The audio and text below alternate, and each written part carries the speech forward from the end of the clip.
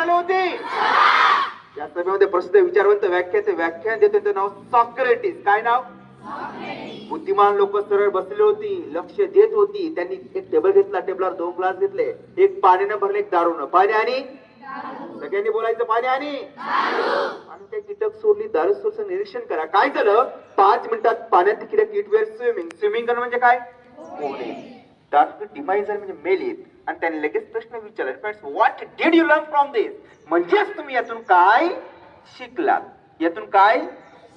मागे एक दारू पिणारी व्यक्ती बसली होती. काय पिणारी?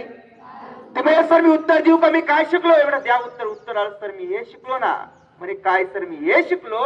म्हणे सर माणसानं आयुष्यात खूप दारू पिली पाहिजे. काय केलं पाहिजे? म्हणे सर असं का? दारू पिल्यानं पोटातले किडे मरतात. त्यांना हे सांगायचं होतं की दारू पिल्यानं माणसं, मोठ्याने बोला, दारू पिल्यानं माणसं नाही हो, खूपच लवकर मरतात. वयाच्या 30व्या वर्षीच. राम नाम सत्य, राम नाम. म्हणून कधी व्यसन करता कामा नाही, खोटं बोलता कामा.